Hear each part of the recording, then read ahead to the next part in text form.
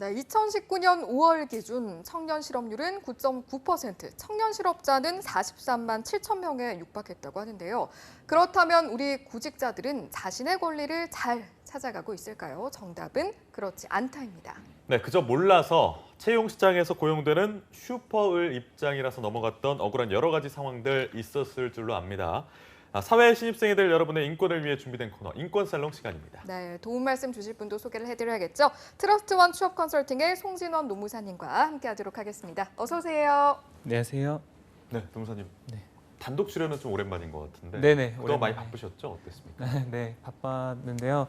또 뭐 오늘 할 얘기가 많아서 마음이 급하네요. 또 최저임금에 알겠습니다. 대해서. 네, 갈 길이 먼데. 네. 자, 그렇다면 오늘 인권살롱 시간에 준비해 주신 네. 주제부터 한번 소개를 해주실까요? 네, 일단 지금 최저임금이 확정이 됐는데도 불구하고 네. 끊임없이 뉴스 기사라든지 전문가들의 의견이 계속 지금 실시간으로 올라오고 있거든요. 네. 그 이유들을 분석해보니 2년째 가속 페달을 밟고 있던 최저임금이 사실상 삭감에 해당하는 2.87%가 인상이 됐고 예. 네. 금액이 8,590원으로 확정이 됐습니다. 네. 그래서 확정이 된 금액 자체가 지금 절차상에도 하자가 있다는 얘기가 있고 또 지금 누구가 과연 만족을 하는 대안인가 이런 네. 얘기들이 있어서 오늘 집중적으로 이 사항에 대해서 그리고 최저임금의 현안에 대해서 말씀드리고자 합니다.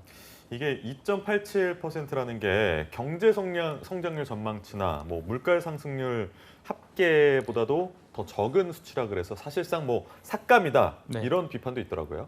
그렇죠. 최저임금의 상승률을 잠깐 보면 예. 2018년에 16.4%가 인상이 됐고 2019년 올해죠. 지금 10.9%가 인상이 돼서 2개년을 합쳐보면 29%라는 이제 급작스러운 인상이 있었긴 합니다.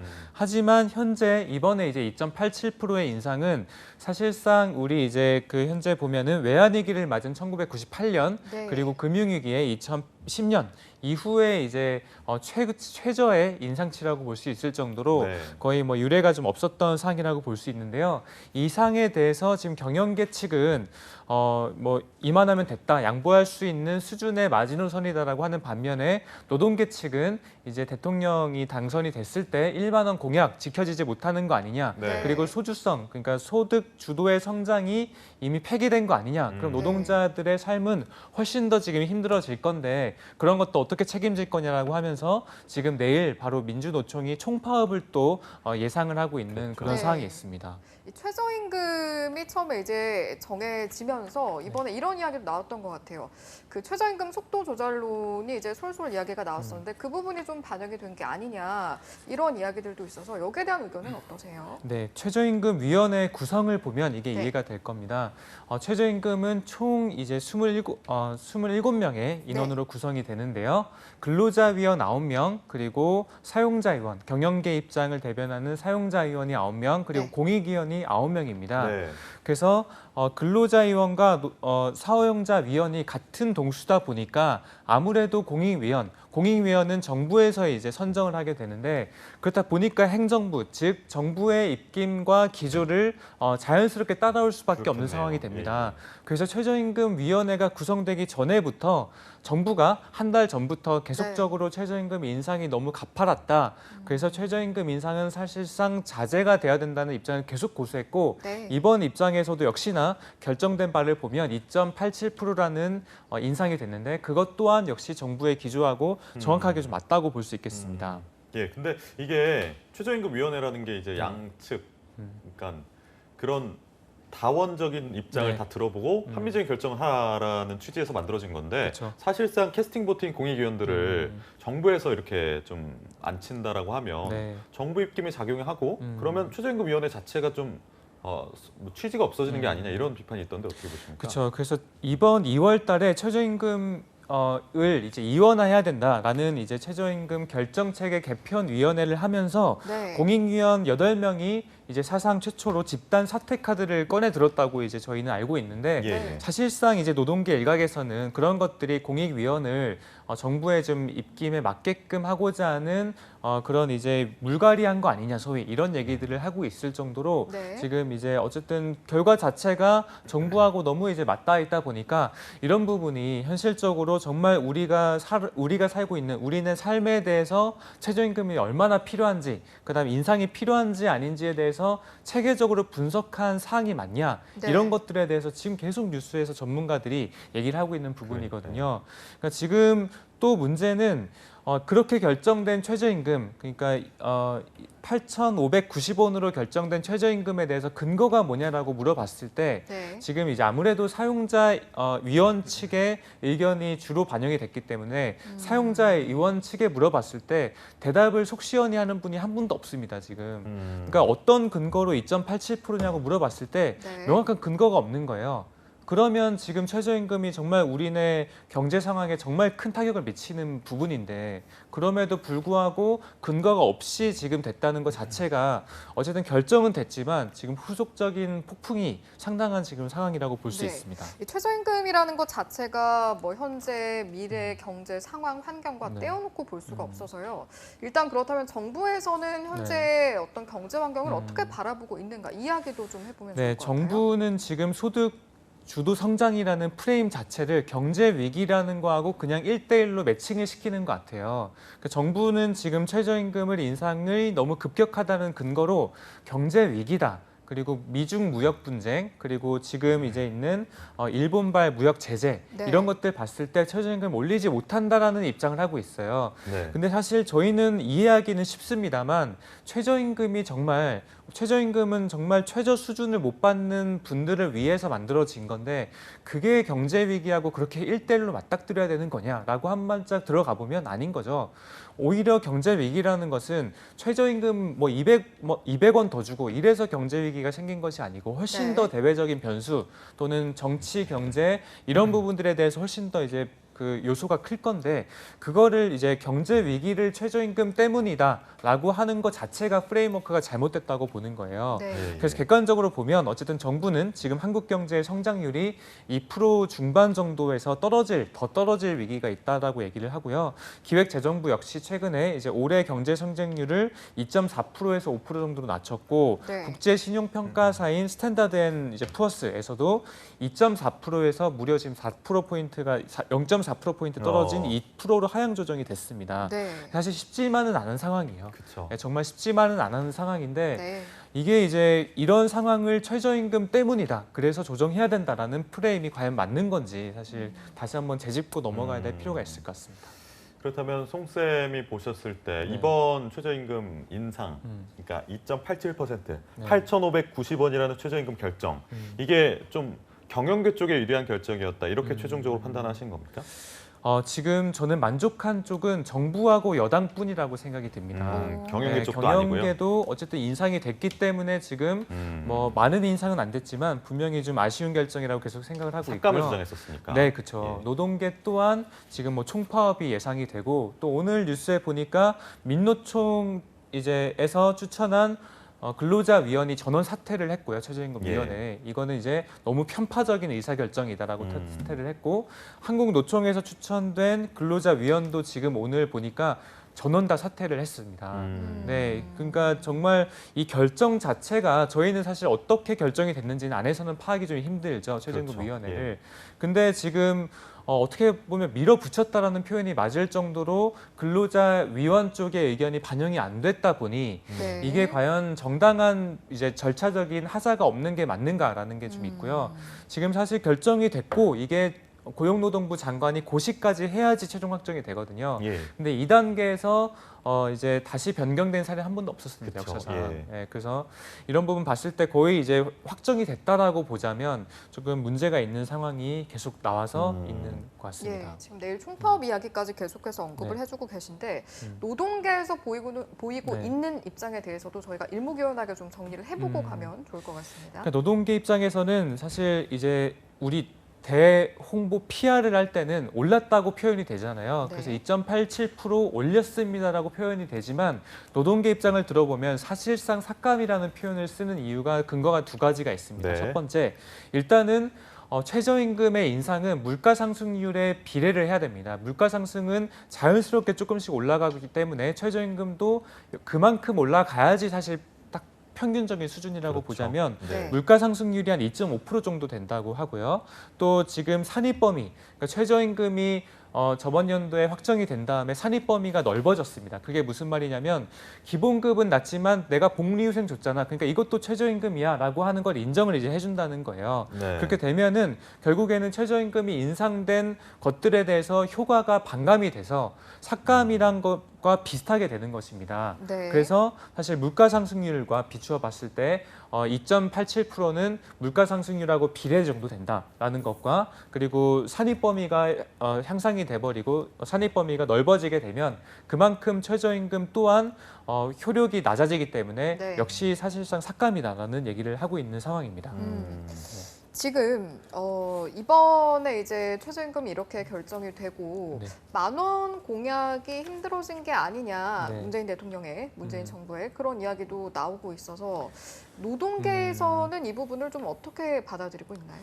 그러니까 최저임금 1만 원은 이제 2020년 또는 임기 내 지금 불가능했다는 게 정부의 공식 사과를 통해서 다시 한번 좀 드러났습니다. 네. 그래서 정부는 물론 이 소주성, 소득주도 성장 정책과 최저임금은 별개다. 그래서 소득주도 성장은 계속적으로 실현해 나갔다고 하나 사실 소득주도 성장의 가장 핵심 중에 하나가 최저임금이라는 부분에 봤을 때는 사실은 조금 뒤처진 부분이 있다라고 판단이 되고요. 네. 네, 그래서 지금 노동계 또한 지금 어쨌든 아쉬운 의사결정이다. 지금 그리고 상황이 경제가 다 어렵다고 하지만 사상 최대까지는 아니더라도 지금 주요 재벌 기업들은 사상 최대의 유보금을 지금 쌓아놓은 상황이다 보니 예. 이게 정말 경기가 어려운 거냐 아니면 정말 그 경기가 어려운 것을 저소득 근로자층에게 다시 한번 떠넘기는 거냐. 예. 그래서 이런 부분에 대해서 정부가 좀 제대로 봐야 된다라고 하는데 그런 부분은 쏙 빼놓고 경제 위기가 어려우니 최저임금을 최소한으로 해야 된다라는 것만 계속 얘기를 하니까 정부에 대해서 좀 답답하다라고 느끼고 지금 총파업이라든지 이런 행동적인 부분을 통해서 계속적으로 좀 노동계에 이제 그 입장을 펼쳐 나가고 있는 상황입니다.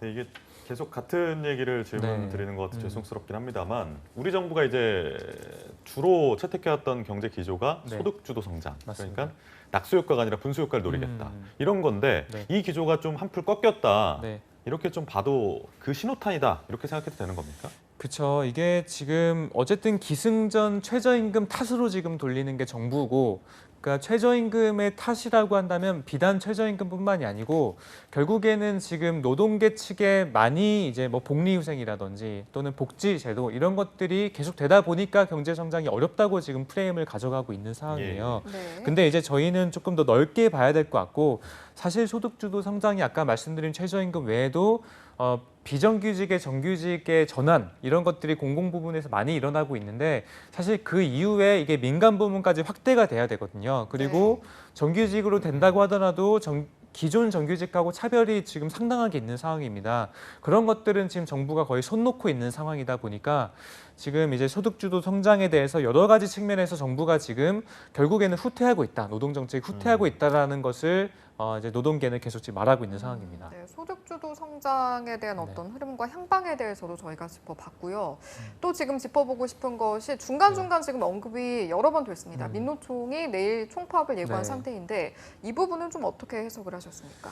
네, 그래서 지금 민노총도 계속 성명서를 내고 소득주도 성장 폐기에 대해서 우리는 정말 이건 그냥 넘어가지 않겠다라고 하고 있고 한노총 또한 오늘 이제 의견서를 내겠다고 하고 있습니다. 그래서 네. 아마 비슷하게 지금 이제 문재인 정권의 지금 최저임금에 대해서 최소한의 인상을 했던 거, 그다음에 경제 프레임 자체 또는 어쨌든 우리는 이런 대부분의 정보들을 TV, 언론을 통해서 접하게 되는데 정부가 하는 대부분의 얘기는 경제가 어려우니 최저임금 인상 못한다라는 얘기만 계속 하고 있는데 사실은 훨씬 더 많은 변수들을 봐야 하지 않나라고 지금 얘기를 하고 있는 부분이라 총파업은 역시나 또 이제 여당이라든지 정부 입장에서는 계속 무슨 이런 시국에 총파업을 하냐라는 입장이고 하지만 노동계에서는 지금이야말로 총파업을 해야지 이게 지금 결정이 이렇게 돼서는 안 된다라고 계속 하고 있는 입장입니다. 경영계도 좀 네. 총파업에 대해서 입장이 있을 것 같은데요. 그렇죠. 경영계는 사실 지금 입장에서 조금 오른 것이 맞기 때문에 추가적으로 뭐 이렇게 골기 대회를 하거나 이렇진 않고 있는데 예. 사실은 제가 봤을 때는 자영업자들은 아직도 고통스럽습니다. 자영업자들이 고통스러운 상황, 그러니까 경영지의 상황을 보면 제가 이제 조사한 바에 의하면요, 중소기업 이제 중앙회에서 최근 소상공인 500곳을 대상으로 어떤 것이 가장 어렵냐. 그래서 어려운 순서를 보니까 일단은 80% 이상, 83.3%가 최저임금이 아니고요. 소비 위축 때문에 가장 어렵다. 소비 있죠. 네. 그러니까 지금 이제 재화라든지 서비스를 만들면 이게 팔려야 되는데 그렇지 않다라는 부분이 가장 컸고요. 두 번째는 원가 상승.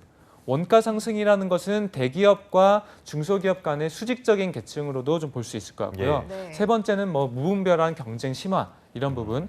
인건비 증가는 네 번째였어요. 인건비 증가는 22.3%밖에 안 됩니다. 그러니까 사실은 지금 경영계 측도 실제 경영을 하고 있는 그중에서 가장 어렵다고 하는 자영업자들의 입장을 보면 최저임금 때문에 어렵다는 얘기는 별로 안 하고 있어요. 네, 근데 이제 역시나 정부에서는 최저임금 때문에 어렵다라고 계속 하고 있는 부분이 경영계도 이 부분의 의견은 적극적으로 지금 힘을 실어주지 못하고 있는 상황입니다. 그렇다면 좀 해외 사례를 좀 살펴보면 네. 좋을 것 같은데 객관적으로 좀 보기 위해서 해외 뭐 OECD 국가들이랑 비교를 네. 해주신다면요. 일단 최저임금 인상률이 지금 2년간으로 보면 그 29%나 됩니다. 상당한 수준이라 이걸로 보면 그 최저임금 인상률로 보면 OECD 국가 중에 3위의 속도로 이제 가파르게 성장을 했습니다. 예. 하지만 그 평균적인 이제 정규직 대비 최저임금은 41.1% 수준으로 OECD 평균인 40% 정도와 사실 동일한 수준입니다. 네. 그래서 너무 급작스럽게 올랐다는 것보다는 이미 낮았던 수준을 끌어올려서 평균 정도 맞췄다라고 볼 수 있는 상황이라고 볼 수 있겠습니다. 그리고 뭐 OECD 평균으로 보면 그렇고 우리 전반적으로 노동 소득 분배율이라든지 임금 불평등 지수, 진위 개수 등은 최근에 인상을 통해서 많이 이제 개선이 됐습니다. 이런 네. 부분은 개선이 돼야 되는 건 잘한 측면이에요. 그래서 하지만 이제 소득 분배가 악화시킨 원인도 있지만 이런 부분이 죄송합니다. 소득 분배를 악화시킨 걸 좀 축소를 한 부분이 있지만 네. 하지만 어쨌든 이번에 다시 한번 최저임금이 최소화됐고 결국 사실상 삭감에 해당하다 보니 예. 이런 부분들은 다시 이런 소득주도 성장 그리고 이제 진위 개수 또는 임금 불평등 지수들을 좀 끌고 가야 되는데 정부가 힘있게 끌고 가지 못하는 거 아니냐라고 좀 생각을 드는 상황입니다. 사실은 저희가 오늘 최저임금이라는 이슈에 대해서 좀 요목조목 살펴보고 네. 뭐 노동계라든지 경영계 각 입장도 좀 살펴봤는데요. 예. 그 쌤께서 보시기에 전반적인 상황을 좀 어떻게 해석을 하시는지도 듣고 싶은데요. 어떻습니까? 그러니까 저희가 뉴스를 찾아보면 최저임금이라고 치거나 여러 가지 찾아보면 최저임금은 경제난 그 외에 저는 좀 다른 부분을 조명을 드리고 싶습니다. 이 방송을 보는 분들도 결국 이제 취업준비생 또는 구직자분들이 보시거나 뭐 인사 담당자 또는 이제 현업에 계신 분들도 보실 건데요. 네. 결국 뉴스에서 하지 않은 얘기들 중에 더 중요한 게 뭐냐면 지금 대한민국 골목 상권을 초토화시키고 뭐 이렇게 떡볶이 팔고 이런 것들도 정부 지금 이제 대기업들이 돈이 된다는 이유만으로 골목 상권에 계속 네. 진출을 했고 이런 부분은 전혀 지금 보이지 않고 있고요. 그리고 아까 전에 자영업자가 어렵다고 한 것 중에 두 번째 이유 중에 하나가 원가 상승. 지금 경제는 어려운데 계속적으로 대기업은 중소기업에게 원가에 대한 부담을 좀 익히고 있는 부분이 있죠. 그래서 네. 수직적이고 종속적인 원하청 구조 개선 또는 이제 카드사의 수수료 조정 이런 부분들이 지금 정부는 하고 있는데 네. 이런 부분들이 투자 지금 계속적으로 이제 정부 규제 또는 시행령 개정을 통해서 하고 있지만 이런 부분들이 저희 쪽에 지금 언급이 하나도 안 되고 있습니다. 그래서 이런 부분이 도입이 돼야지 저는 이제 좀 수직적인 구조 자체를 패러다임을 변환을 시켜야 최저임금에 이제 좀 확실한 좀 합리적인 서로 간의 이제 의견이 도출이 될 건데 그런 부분을 쏙 빼놓고 최저임금 자체만으로도 좀 지금 얘기를 하다 보니 예. 조금 아쉬운 부분이 있다고 생각이 듭니다. 그러면 이게 어쨌든 최저임금이 8,590원으로 네. 결정이 났고 뭐 고시하는 부분에서 이제 뭐 시행이 안 된 적은 없기 때문에 네. 이미 결정이 됐다라고 봐야 될 텐데 그렇죠. 네. 이게 좀 정착을 사회적인 뭐 혼잡 없이 잘 해야 되지 않겠습니까? 네, 맞습니다. 어떻게 하면 좀 좋을까요? 지금 네, 정부가 사회적인 PR을 좀 해야 될까요? 어떻게 그렇죠. 보십니까? 일단은 네. PR 또한 사실 지금 전문가들의 입장, 저도 최저임금을 찾아보면 가장 많이 보는 뉴스에서는 이런 얘기들이 지금 안 나오고 있고요. 조금 더 구체적으로 사설 등을 보면 네. 결국에 최저임금을 결정하기 위해서는 이제 수직적이고 종속적인 것들 또는 지금 사상 최대까지는 아니더라도 지금 재벌들의 사내 유보금 구조들 또는 지금 이제 민노총과 한노총이 화합을 하는데 그 근거들을 자세하게 살펴보면 결국에는 최저임금이 경제 성장의 발목을 잡는다라는 근거가 명확하게 없는데도 불구하고 네. 정부는 최저임금 자체가 경제 성장의 발목을 잡고 있다라는 패러다임을 가져가는 어떻게 보면 경제 위기론을 최저임금에 가져오는 것 자체가 이런 조작된 플레임이라고 좀 얘기하는 전문가들이 많이 있습니다. 지금 네. 이제 네. 말씀하시죠. 네, 그래서 문재인 정부가 출범 이후 이제 2년 내내 어떻게 보면 시민사회와 이제 노동계 그리고 개혁 진보 경제학자 모두 나서서 이제 거짓 프레임과 싸웠음에도 불구하고 먼저 무릎을 꿇었다고 좀 볼 수 있는 상황이에요. 네. 그래서 경제 위기론이라는 것 자체가 지금 최저임금하고 연계되는 것 자체가 좀 잘못됐다고 보고요. 2.87%의 이제 상황 좀 인상폭은 사실 아까 전에 사실상 삭감이란 부분에서 정말 경제 공황에서나 가능한 수치라고 보여진다고 저는 개인적으로 판단이 좀 듭니다. 정말요? 네. 그래서 뭐 외환위기, 금융위기 때는 정말 대기업들이 다 지금 도산 파산이 됐었거든요. 지금은 사실 그 정도까지는 아니고 위기를 잘 극복을 해나가야 되는 상황은 맞습니다만 예. 그때처럼 정말 경제가 무너지고 이런 상황이 아님에도 불구하고 조금 이제 정부가 힘있게 드라이버를 좀 걸지 못했나라는 생각이 들어요.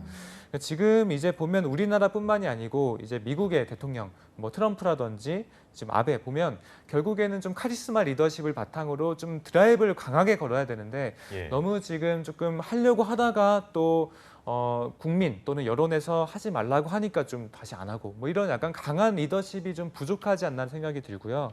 그래서 그런 것들은 좀 앞으로는 최저임금은 결정이 만약 됐다고 한다면 사실 지금 총파업을 앞두고 있지만 예. 어쨌든 고시 상황에서는 번복이 되는 확률이 사실 희박하고 그렇죠. 특히 예. 뭐 노동계의 입장이 이렇다고 하더라도 이미 정부가 이런 프레임에 본인들이 갇혔기 때문에 확정이 됐다고 보자면 저는 그 외의 부분 최저임금은 확정이 됐다면 그 외에 어떻게 하면 우리 산업 구조에서 안에서부터 또는 아래서부터의 혁신이 계속 일어날 수 있는 방법들을 고민할 건지 이런 것들 좀 얘기를 나눠봐야 될 네. 것 같습니다. 어떤 방향성은 제시를 해주셨는데 네. 그렇다면 구체적으로 좀 어떻게 그런 것들을 실현을 해 나가야 할까요?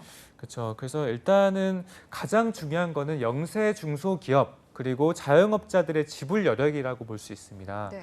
일단 제가 조사한 바에 의하면 그 자영업자들의 80%가 나홀로 자영업이에요. 예. 그게 무슨 말이냐면 최저임금하고 크게 관련이 없다고 죄송합니다. 70% 정도. 70%가 나홀로 자영업자. 혼자 치킨집 운영하시거나 네, 그렇죠. 그런 분들은 사실 최저임금이 오르면 나중에 채용하기 좀 힘들어지니까 어려워질 수 있겠지만 지금 당장은 사실 자영업자 등의 70%는 최저임금하고 관련이 조금 덜하다라고 또 볼 수 있을 정도로 이제 프레임은 좀 바꿔가야 될 것 같고요. 그래서 영세 중소기업과 소상공인들의 이제 지불 여력 등을 좀 개선을 하려면 결국에는 최저임금 외적으로 뭐 카드 수수료 개편 등을 통해 또는 이제 거래 관계, 하도급 관계 등을 개선을 해서 이제 정부가 좀 수직적인 관계들을 좀 수정을 하는 것이 필요할 것 같은데요. 네. 일단 그 외에 지금 이 최저임금에 따른 여파를 개선을 하고자 사실 최저임금 외에도 2018년에만 3조에 가까운 정부 정책들을 펼쳐 나가고 있습니다. 네. 그게 일자리 안정 자금이라든지 또는 이제 일자리 안정 자금과 또는 영세 중소기업 등에 대해서 고령자를 채용했을 때 이제 취업 때 지원금? 지원을 네. 해주는 지원금 등이 많이 하고 있는데 이런 부분에 대해서 지금 쏟아는 붓고 있는데 그 효과에 대해서는 파악을 또 못 하고 있어요. 그러니까 이런 게 지금 투입은 됐음에도 불구하고 최대 이제 여러 가지 다 따져보면 고용 측에 지금 7조에 가까운 비용을 했음에도 불구하고 지금 안 나오고 있는 부분 등은 좀 문제가 있지 않나. 그래서 이런 부분에 대해서 조금 검토를 해야 될 것 같습니다. 네, 알겠습니다. 더 나눠봤으면 좋을 이야기가 많은데 지금 시간 관계상 여기서 오늘 인사를 드리도록 하겠습니다. 함께해 주신 트러스트원의 취업 컨설팅 송진원 노무사님 고맙습니다. 고맙습니다.